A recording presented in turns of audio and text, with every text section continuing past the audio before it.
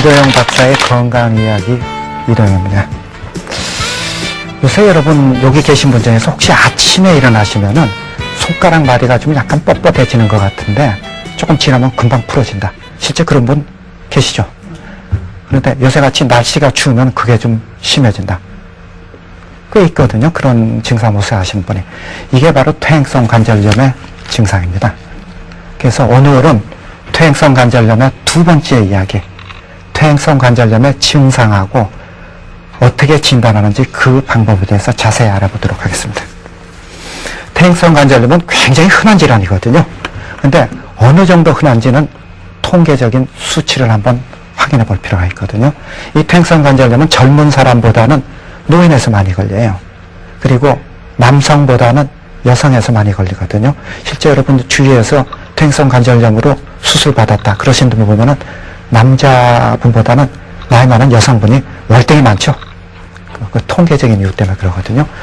한번 그 무릎 관절을 한번 예를 들어보면은 그 퇴행성 관절염이 어느 정도인지를 이해하실 수 있거든요. 한번 도표 보실까요? 이 도표보는 아주 간단하게 나와 있습니다. 이쪽은 엑스레이상 퇴행성 관절염 써 있고 퍼센트가 나와 있고 나이가 나와 있거든요. 보면은 엑스레이상에 퇴행성 변화를 보이는 통계를 보면은 30대에 이미 40%라는 사람이, 이거는 랜덤으로 뽑아가지고 일반 사람은 그냥 100명을 무조건 잡아서 나온 통계입니다. 40%가 엑스레이 퇴행성 변화 보인다고 그래요.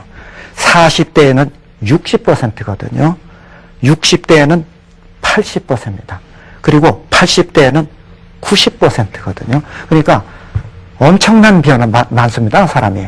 퇴행성 관절염 소견 보이는 사람이. 근데 여러분들이 기억하셔야 될 게, 지금 저 얘기는 엑스레이에 퇴행성 변화가 무릎 관절에 보인다는 얘기거든요. 근데 엑스레이에 퇴행성 변화가 보인다고 해서 무조건 모든 사람이 퇴행성 관절염의 증상이 보이는 것은 아니라는 뜻입니다. 이게 일치하지가 않거든요. 절대 일치하지 않습니다. 이거는 반드시 기억해야 됩니다, 여러분들이. 그러니까 실제로 엑스레이에 퇴행성 변화를 보인다 하더라도 그분이 치료를 받을 정도로 증상이 있다 하는 거는 4분의 1 정도밖에 안 된답니다. 25%거든요. 25%입니다. 그러니까 여러분들이 기억해야 될 게 엑스레이 퇴행성 변화 이꼬르 퇴행성 관절염 아니라는 뜻입니다. 그러니까 다시 또 얘기 들으면은 엑스레이에 보이는 퇴행성 변화는 단순한 노인성 변화입니다. 여러분들 나이 드시면 이마에 주름 생기고 머리털 자꾸 빠지시고 이빨도 자꾸 편치 않으시고 그렇잖아요. 똑같이 무릎 관절이나 모든 관절도 엑스레이 보면 그런 노인성 변화가 있다는 뜻입니다. 근데 퇴행성 관절염이라는 거는 이렇게 단순하게 엑스레이 보이는 퇴행성 변화에 더하기 다른 어떤 요소가 추가돼야지만 퇴행성 관절염이 나타난다는 뜻이거든요. 그러니까는 여러분들이 나이 드신 분이 약간 무릎이 좀 약간 좀 그런 대로 활동하실 텐데 약간 좀 안 좋으신 것 같다. 그러니까는 엑스레이 찍어봤더니 퇴행성 관절염 심하네. 아까 통계 보셨죠? 60대는 거의 80%가 오니까, 그러니까 증상이 별로 없다. 그러면 퇴행성 관절염이라고 생각하실 필요 없고 구태여 치료받으실 필요가 없다는 뜻입니다. 없다는 뜻이에요. 이 점 꼭 기억하셔야 되거든요. 다시 말씀드리지만은 퇴행성 변화하고 퇴행성 관절염은 이퀄이 아니라는 뜻입니다. 이퀄이 아니라는 뜻이에요. 자, 그러면은 어떤 경우에 이런 퇴행성 변화가 퇴행성 관절염의 증상을 일으키나 그건 알아볼 필요가 있거든요. 다시 얘기하지만은 좀 전에 설명드린 대로 여성이 훨씬 많이 걸리고 노인층이 훨씬 많이 걸린다고 설명드렸죠. 여성이 많이 걸리고 노인층이 훨씬 많이 걸린다고 설명드렸어요. 그리고 비만이나 과다한 체중 가진 사람은 퇴행성 관절염의 절대적인 적입니다. 그러니까 비만이나 과다한 체중을 가진 사람이 정상 체중 가진 사람의 퇴행성 관절염의 발생 비율이 2배랍니다. 굉장히 많은 거거든요.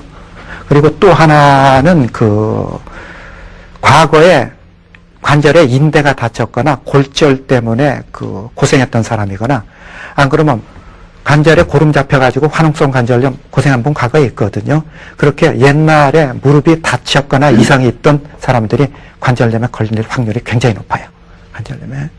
그리고 또 하나는 요새는 그런 분들 별로 많이 계시지 않는데 그런 분보다 한 세대 윗분이죠. 그런 분들은 다리가 이렇게 똑바로 하지 못하고 이렇게 O자형으로 휘었거나 다리 못생긴 분들 참 많죠? 참 많습니다. 그러니까 원인은 여러 가지가 있습니다. 그러니까 어렸을 때 영양 상태가 좀 불충분했거나 안 그러면 의자나 침대 생활을 했냐 안 했냐 이런 것도 관계 있지만은 하여튼 간에 이렇게 다리가 똑바르고 날씬하지 못하고 이렇게 O자형으로 휘거나 못생긴 사람이죠. 이런 분들이 퇴행성 관절염에 아주 잘 걸립니다. 아주 잘 걸립니다. 그건 역학적인 문제 때문에 그래요. 그리고 또 하나는 중요한 게 유전적인 문제거든요. 퇴행성 관절염도 유전하고도 조금 관계가 있다고 합니다. 그러니까 어떤 환자분이 퇴행성 관절염이 아주 심해서 인공관절 치환술을 받았다고 생각하세요. 그러면 그 환자의 형제 자매가 그 인공관절 치환술을 받을 정도로 퇴행성 관절염이 심해지는 것은 보통 사람의 2배에서 5배 정도 높습니다. 그러니까 짱구 아들 짱구입니다. 짱구 아들 짱구거든요.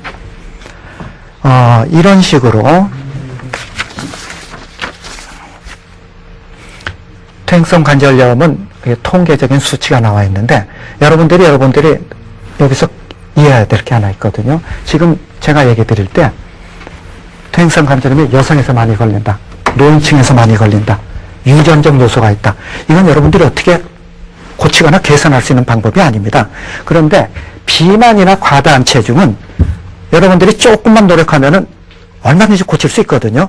그러니까는 여러분들의 노력에 의해서도 퇴행성 관절염 발생 비율이 반 이상으로 줄어들 수 있다는 뜻입니다. 그러니까 여기 계신 분 비만 정상 체중 넘은 분 많죠? 많습니다, 요새. 그러니까 그 체중 치료해야 돼요. 나중에 고생하기 싫으시면. 그리고 또 이 정형외과 영역뿐 아니라 그 비만이나 과다한 체중은 그 내과적 문제하고도 관계가 많거든요. 뭐 고혈압이다, 심장질환이다, 뭐 지방간이다 이런 것도 관계가 많기 때문에 하여튼 이유야말을 막나르고 체중은 줄여야 됩니다. 그러니까 날씬해져서 좋고 병 안 걸려 좋고 여러 가지 득입니다. 자, 그러면은 이런 퇴행성 관절염에 걸리면은 어떤 증상이 생기나 한번 알아볼 필요가 있거든요. 퇴행성 관절염에 걸리면은 가장 먼저 나타나는 게 통증이에요. 우선 아프거든요. 그러니까 이 통증이 그 아침에 일어나면은 관절이 이렇게 뻣뻣하게 굳고, 그렇죠. 그리고 조금 지나면 금방 풀어져 버리거든요. 그리고 날씨가 춥거나, 안 그러면 여름철, 그 장마철 같이 습기가 심하면은 증상이 조금 더 심해집니다. 근데 이렇게 아침에 일어나서 관절이 뻣뻣하게 굳고 이런 거는 류마티스 관절염에도 똑같이 나옵니다. 그러니까 아참은 혼동 일어나기 쉬운데, 류마티스 관절염은 이 그 관절 뻣뻣하고 굳는 기분이 훨씬 심합니다. 그러니까 퇴행성 관절염은 약간 좀 뻣뻣하다 그런 기분인 것 같은데 류마티스 관절염은 손을 거의 못 움직이기 힘들 정도로 힘들어 하거든요. 그리고 류마티스 관절염은 그 기간이 월등히 길어요. 퇴행성 관절염은 아침에 일어나서 좀 뻣뻣하다가 금방 풀어지는데 류마티스 관절염은 몇 시간 지속되거든요. 이런 감별점으로 구별이 가능합니다. 그리고 이 관절의 그 통증은 사용이 많으면 더 심해지고 사용이 적으면은 좀 좋아지고 그러거든요. 그러니까는 하루 일과가 끝나는 오후쯤에가 증상이 훨씬 심해요. 그러니까 여러분들이 무릎 관절이 퇴행성 관절로 고생했다. 그럼 많이 걸으면 많이 걸을수록 그만큼 무릎 관절이 통증이 생기고 불편하다는 뜻이 되거든요. 그런데 이런 질환이 어떤 과정을 거치냐면은 경우에 따라서는 증상이 좀 좋아지는 듯 하다가 다시 나빠지고 좋아지는 듯 하다가 다시 나빠지고 실제 많거든요. 그래서 조금 약 먹고 좋아지시는 것 같아서 병났나 보다. 그랬더니 조금 지나면 또 재발하고 이렇게 되면서 관절염이 조금 나빠지는 경우도 있고 아예 무슨 치료를 해도 좋아지지 않고 그냥 지속적으로 나빠져가지고 아주 끝까지 가서 아주 병이 급속도로 악화되는 경우도 있거든요. 그런데 이런 그 퇴행성 관절염이 심해지면은 관절이 붓죠. 그리고 걷기가 힘들어지거든요. 그렇게 되면 어떤 증상이 일어나면 우선 앉았다 일어날 때 힘드니까 자꾸 이렇게 붙잡고 일어나게 됩니다. 여기 그런 분 계세요? 그리고 층계에 내려올 때 우선 힘들거든요. 그러니까 본능적으로 층계 난간을 붙잡습니다. 그러니까 앉았다 일어나실 때 주위를 자꾸 붙잡는다. 층계에 내려올 때 자꾸 난간을 붙잡는다. 이런 분들은 퇴행성 관절염이 무릎 관절이죠. 무릎 관절의 퇴행성 관절염이 정도 이상으로 진행됐다는 뜻입니다. 그리고 또 하나 여러분들 기억하셔야 될 게 퇴행성 관절염에 걸리면은 관절이 우선 변형되고 손상되거든요. 그러니까 아까 설명드린 데서 마찰 개수가 늘어나고 통증이 있습니다. 그러니까 이런 관절을 움직이려면은 마찰 개수가 늘어나게 되니까 정상 관절을 움직일 때보다 어때요? 관절 주위 근육이 힘을 더 많이 써야 됩니다. 그러니까 관절 주위 근육이 일을 많이 해야 되거든요. 그렇게 되니까는 퇴행성 관절염 걸린 환자분 보면은 무릎이 아프다 이런 거 외에 조금만 걸으면 하여튼 여기가 자꾸 이렇게 피곤하다, 힘들다 이런 말을 자꾸 하시거든요. 이거 이유가 바로 관절 주위 근육이 자꾸 약해지고 그 무리가 와서 생기는 거거든요. 그리고 또 하나 여러분들이 알아두셔야 될 게 이 퇴행성 관절염 걸리면 통증이 심해지잖아요. 그러면 통증이 있으니까는 본능적으로 아프니까는 관절을 안 쓰려고 그럽니다. 그럼 관절 안 쓰게 되면 어떻게 돼요? 그러면은 관절 주위 근육이 일을 그만큼 덜 하죠. 덜 하게 되니까는 근육은 약해질 수밖에 없거든요. 그러니까 관절 근육이 또 약해졌어요. 그러면 관절을 움직이려니까 더 힘이 들죠. 그러니까 또 안 움직이려고 그런다고. 그렇게 되니까 어떤 일이 벌어지냐면 관절염이 악화되면은 관절 주위 근육은 아주 힘이 약해지고 힘이 약해지면 관절염은 또 악화되고 그렇게 되면 관절 주위 근육은 또 약해지고 이렇게 악순환이 반복됩니다. 그렇게 되면서 관절염이 점점 나빠지는 거거든요. 그러니까는 이런 점을 보시면 퇴행성 관절염에 걸리면은 힘들더라도 자꾸 움직이고 활동을 하셔서 관절 근육 주위 근육은 키워줘야 됩니다. 뭐 이우야를 막느라고. 그리고 또 하나 그 퇴행성 관절염에서 볼 수 있는 재미있는 현상이 있거든요. 연세 많으신 분이 생활하다 봤더니 한쪽 무릎 관절이 좀 아파요. 그래서 그쪽 관절을 안 주고 반대쪽 다리를 많이 썼더니 이번에는 아픈 쪽 다리는 많이 좋아졌는데 반대쪽 다리가 아프다. 많거든요. 여기 그런 분 계신 분 많아요. 그런 분 계신 분. 그 이유는 여러분들은 모르고 계셨을지 모르지만 이미 양쪽 무릎 관절에 퇴행성 관절염이 있었던 겁니다. 있었던 거였는데 평소에는 크게 증상이 없이 그런 대로 잠복해 있다가 정도 이상으로 많이 사용하게 되니까 퇴행성 관절염이 악화돼서 증상이 또 확 튀어나오는 거고 또 그 다음에 적게 사용하면은 증상이 호전되니까는 좀 좋아지고 이렇게 되는 거거든요. 그리고 또 다른 얘기 하나 들어보면은 이런 퇴행성 관절염 환자분이 아주 갑자기 증상이 심해져가지고 막 관절이 심하게 붓고 이렇게 만지면 뜨끔뜨끔 열감이 나죠. 열납니다. 뜨끔뜨끔. 그리고 아프서 잘 걷지도 못하는 경우가 많거든요. 그러니까 그런 경우는 왜 생기냐면은 이런 분들이 갑자기 무리하게 장기간 보행을 하거나 누구 따라가지고 무리하게 등산을 하거나 안 그러면 교통사고를 당해도 마찬가지예요. 걷는데 차가 와서 툭 건드렸다. 그렇게 되면은 그 후에 갑자기 이런 증상이 나타나거든요. 그 이유는 왜 이런 일이 벌어지냐면은 이미 퇴행성 관절염이 있었다. 그 얘기는 무릎의 관절 연골이 마모돼서 닳아 없어졌다는 뜻이거든요. 그래서 관절 연골이 닳아 없어지면서 마모된 관절의 찌꺼기들이 관절 찌꺼기입니다.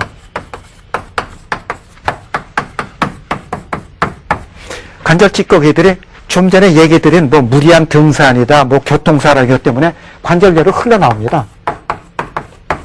관절내로 흘러나오거든요. 이렇게 되니까 이런 관절내 찌꺼기가 무릎 관절에 이물질로 작용을 해가지고 급성 염증 반응을 일으켜서 그런 현상이 나요. 실제 그런 분 많습니다. 그러니까 나이 드신 어떤 노인분이 평소에 무릎이 약간 불편한데 큰 불편 없이 병원에 안 가고 생활하셨어요. 근데 우연찮게 아주 가벼운 교통사고 나가지고 툭 부딪혀서 처음에는 별거 아닌 것 같이 생각했는데 하루가 지나고 이틀이 지났더니 자꾸 무릎 관절이 띵띵 붓고 목발 짚고 아이고 나 죽겠다. 그런 분들 실제 있거든요. 많습니다.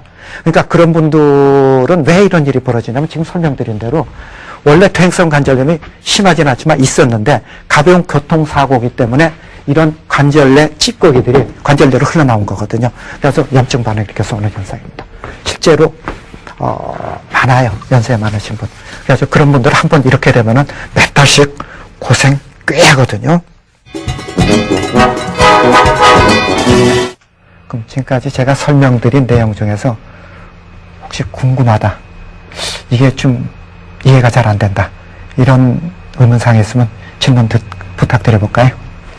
퇴행성 관절염은 주로 몇 살 때부터 증상이 옵니까? 좀 전에 제가 설명드렸는데, 퇴행성 관절염은 이론적으로는 10대에도 오는 사람이 있습니다, 실제로. 그러니까 어떤 경우는 도저히 이해를 못 하거든요. 근데 그런 퇴행성 관절염의 증상이 나오는 게 그냥 우연찮게 나오는 게 아니라 반드시 어떤 계기가 있습니다. 누가 쳤다든가, 안 그러면은 교통사고가 났다든가, 안 그러면 뭐 갑자기 등산을 많이 했다든가, 10대 아이들이. 그렇게 되면 그게 급성염증 반응을 보면서 증상이 나오거든요. 그러니까 여러분들이 생각할 때 퇴행성 관절염 10대 온다, 도저히 상상이 안 되니까 그분들은 이거는 교통사고 때문에 생겼다, 등산 무리해서 생겼다. 그런데 실제는 그렇지 않고 그분이 원래 가지고 있던 퇴행성 관절염이 이번 그 자극으로 증상이 나타나는 거거든요. 근데 지금 얘기 드린 거는 이론적인 얘기입니다. 이론적인 얘기는 드물게 볼 수 있지만 실제 대다수의 사람이 퇴행성 관절염으로 증상이 생겨서 병원에 찾아가게 되고 의사의 관심을 가질 정도 나이는 보통 40대 후반입니다. 그 이전에는 있을 수는 있지만 워낙 드물고 확률이 적기 때문에 크게 걱정 안 하셔도 됩니다. 우리 집 사람이요, 이렇게 쪼그리고 앉거나 양반다리하고 이렇게 앉았다 일어나면요, 일어날 때가 무척 힘이 들어가지고요, 이 구웅대기가 먼저 올라가가지고 일어나거든요. 근데 이런 쪽에는 어떻게 주의해야 되는지 그것 좀 말씀 좀 해주셨으면 좋겠습니다.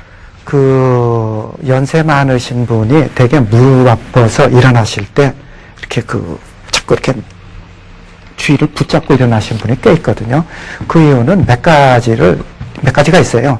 그러니까 지금 가장 대표적인 이유는 좀 전에 지금 퇴행성 관절염 증상을 설명드릴 때, 퇴행성 관절염이 심해지면 무릎 관절에 통증이 심하니까 그 통증 때문에 붙잡고 일어나는 수도 있고, 그 다음에 또 하나는 되게 연세 많으신 분이 무릎 관절만 이상이 있는 경우가 아니라 허리에도 문제가 있는 경우가 많습니다.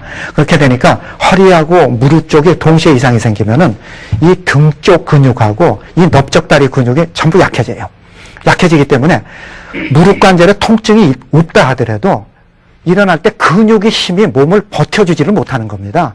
근육 버텨주지를 못하니까 일어날 때 이렇게 붙잡을 수밖에 없거든요. 근육을 근육 힘이 그만큼 약하니까. 근데 결국 그것도 제가 좀 전에 퇴행성 관절염 증상에서 설명드렸듯이 관절염이 심해지면 근육이 그만큼 상대적으로 약해지는 원인하고 관계가 있습니다. 그러니까 이런 복합적인 요소 때문에 자꾸 주위를 이렇게 붙잡고 일어나게 되고 이런 현상이 벌어지는 거거든요. 간단해요. 운동하셔야 됩니다. 자꾸 만성질환은 자꾸 의사나 병원에 기댈 생각하지 마세요. 본인이 노력해가지고 운동해가지고 근육 튼튼하게 하고 그렇게 하면 병은 낫는 건 아니죠. 그렇지만은 그런 대로 쓸만한 상태에서 생활할 수 있습니다. 네, 감사합니다. 자, 그러면은 오늘은 퇴행성 관절염 두 번째 이야기, 퇴행성 관절염의 증상에 대해서 말씀드렸습니다. 여러분들 건강 참 소중합니다. 근데 다다수는 건강을 잃기 전에는 그 소중함을 잘 모른다 그러거든요. 그래서 초기 증상에 대한 각별한 진단, 그 길이 바로 건강을 지키는 지름길입니다. 여러분, 다음 이 시간까지 안녕히 계십시오.